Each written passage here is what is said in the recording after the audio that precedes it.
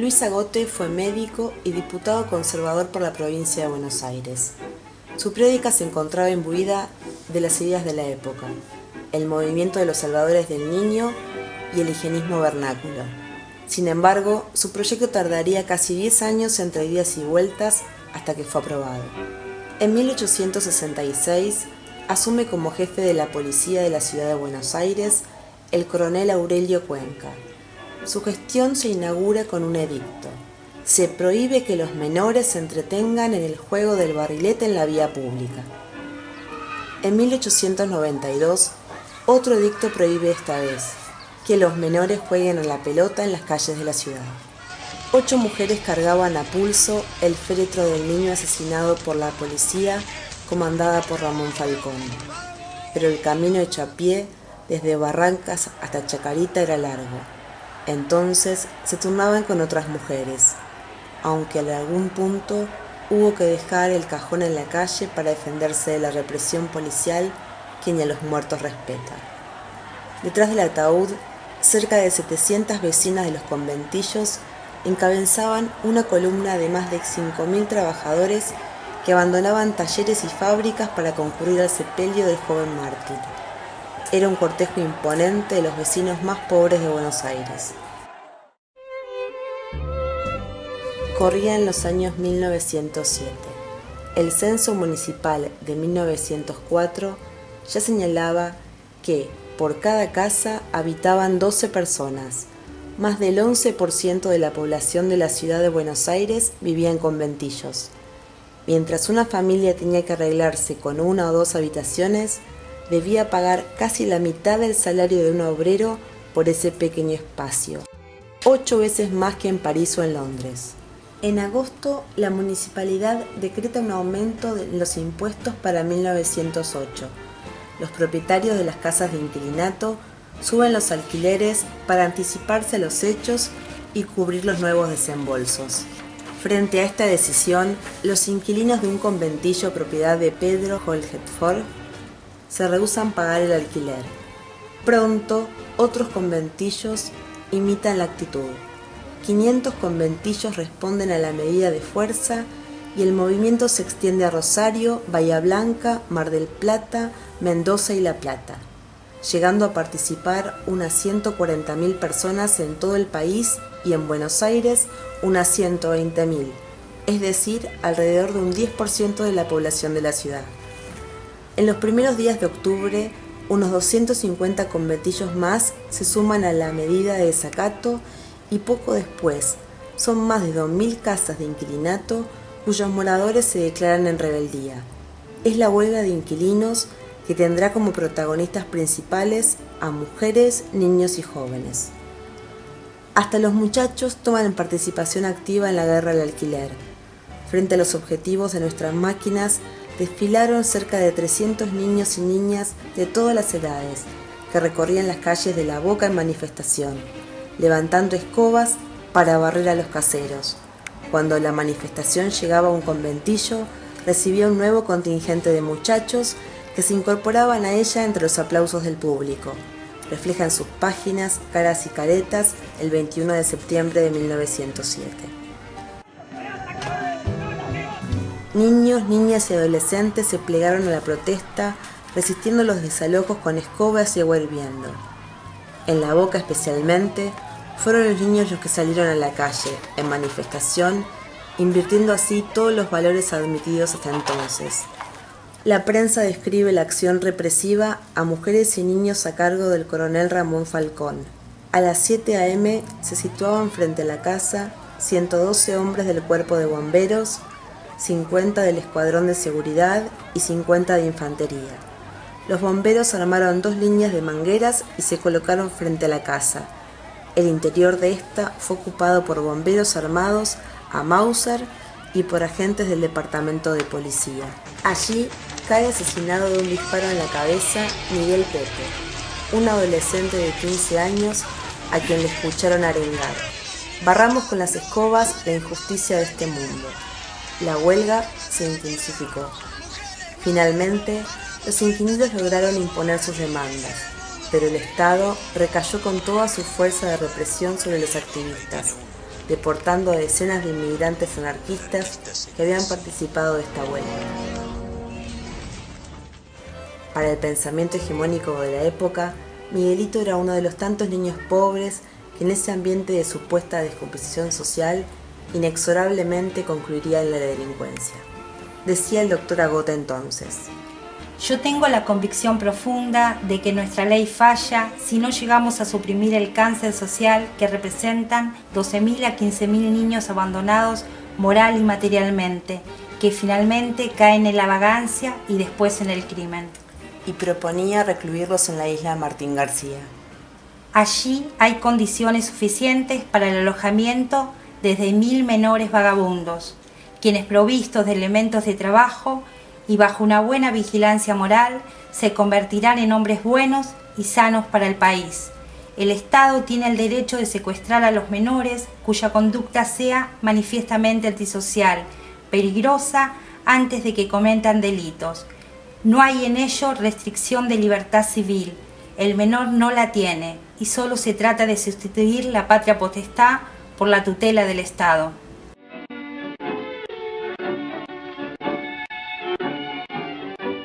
En 1919, durante el gobierno de Hipólito Yrigoyen, 800 trabajadores de los talleres metalúrgicos Bacena de Buenos Aires encendieron la chispa de una de las más importantes insurrecciones obreras de la historia argentina.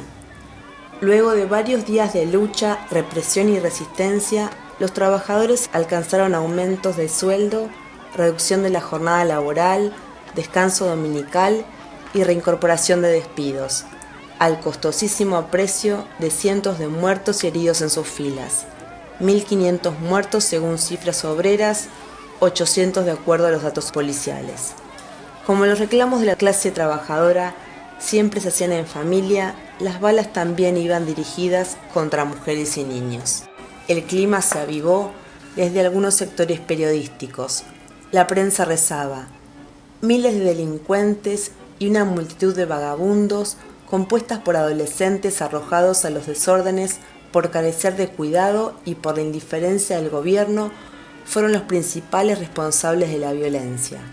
Y en el Senado, Pedro Echagüe afirmaba: y lo más grave respecto a las huelgas es la parte que desempeñaron en ella jóvenes y muchachos entre 10 y 20 años. Ellos han estado en primera fila, arrojando las primeras piedras y encendiendo los primeros fósforos. El doctor Agote recogió el guante, desempolvó su proyecto de 10 años atrás con nuevos argumentos. En los días aquellos de la Semana Trágica, los que encabezaban todos los movimientos, los que destruían eran turbas de pilluelos que rompían vidriera, destruían coches, automóviles y que, en fin, eran los primeros que se presentaban en donde hubiera desorden, los que iban a la cabeza en donde había un ataque a la propiedad privada o donde se producía un asalto a mano armada. Eran los chicuelos que viven en los portales, en los terrenos baldíos, en los sitios oscuros de la capital federal. La Ley 10.903 de Patronato de Menores se originó en el proyecto Agote, que fue, en la Cámara de Diputados, discutida y aprobada en la sesión del 28 de agosto de 1919. Un día antes había pasado lo mismo en la Cámara de Senadores. Se sancionó el 29 de septiembre de 1919 y fue promulgada el 21 de octubre del mismo año. La iniciativa tuvo un prolongado trámite interno de comisión, siendo reiterada por sus representantes. La ley derogó algunos artículos del Código de Vélez Sarsfield y modificó otros. A partir del artículo 14, estatuyó el régimen jurídico aplicable a los menores delincuentes o víctimas de delitos. Melo resaltó la labor de la comisión, que había distinguido los menores abandonados material y moralmente, enumerando en su artículo 21 de manera no taxativa las causales de los menores delincuentes. Reza el artículo: se entenderá por abandono material o moral o peligro moral la incitación por los padres, tutores o guardadores a la ejecución por el menor de actos perjudiciales a su salud física o moral, la mendicidad o la vagancia por parte del menor, su frecuentación a sitios inmorales o de juego, o con ladrones o gente viciosa o de mal vivir, o que no habiendo cumplido 18 años de edad, vendan periódicos, publicaciones u objetos de cualquier naturaleza que fueren en la calle o lugares públicos cuando en estos sitios ejerzan oficios lejos de la vigilancia de sus padres o guardadores, o cuando sean ocupados en oficios o empleos perjudiciales a la moral o a la salud. El diputado Marco Avellaneda, por su parte, después de sostener que naciones libres y cultas han cambiado la naturaleza jurídica, la índole y el objetivo de la patria potestad romana, que acordaba a los padres, sin distinción alguna, un poder despótico sobre los hijos. Hoy, ese poder absoluto se ha convertido en un conjunto de deberes y derechos y se ha hecho de la patria potestad una institución de orden privado, en interés de los padres, y una institución de orden público en bien de los hijos y de los intereses colectivos. Cuando la familia no llega el sagrado deber que le incumbe, el Estado tiene el ineludible derecho de ejercer su intervención para arrancar de ese padre indigno al hijo que corrompe y pervierte. Sano, higiénico, productivo, argumentaba el diputado radical Pedro Caracoche, para justificar el anexo al artículo 22 de la ley. En esas escuelas y reformatorios regirá el trabajo de talleres y agrícola como principal elemento educativo de los menores reclusos, quienes serán parte del beneficio pecuniario de estos trabajos. Las colonias escuelas y las colonias reformatorios, ubicadas cerca de las ciudades en pleno campo, serán de tipo preferido de estas casas de prevención y reforma de los menores. Esa tarde hubo 5 puntos que fueron discutidos con alguna pasión por los 61 diputados presentes. Un punto que mereció gran reproche del diputado conservador Matías Sánchez Orondo fue sobre los 10 millones de pesos que el proyecto autorizaba gastar en la construcción de escuelas especiales y reformatorios. La comisión, que había redactado el proyecto, no pudo defender la posición y el dinero quedó supeditado a la presentación de planes concretos de construcción. El tercer tema, al inicio de la sesión, también fue presentado por el radical Caracoche, que proponía que la tutela fuera exclusiva y no definitiva.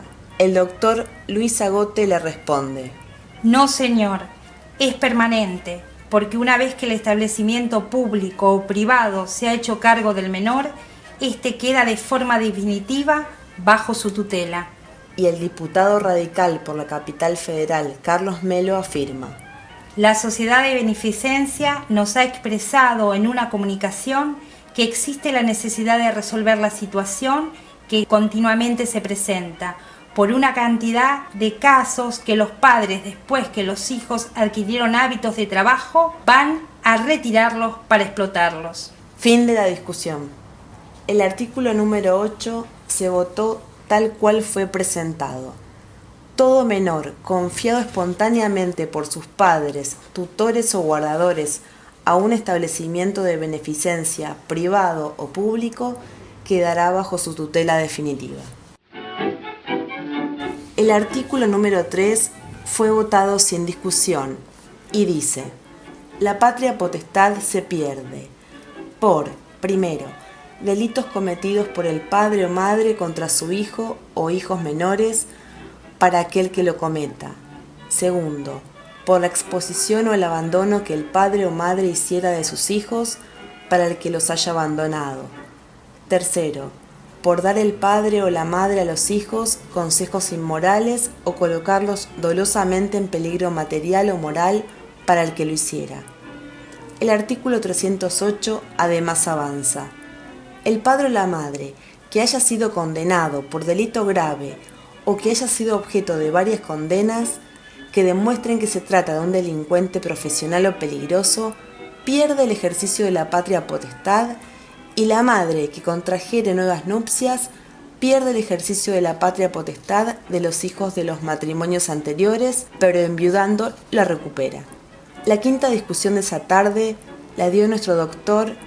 En el artículo 21 dice: A los efectos de los artículos anteriores se entenderá por abandono material o moral. Las etapas de esta carrera de vagancia y el crimen son las siguientes.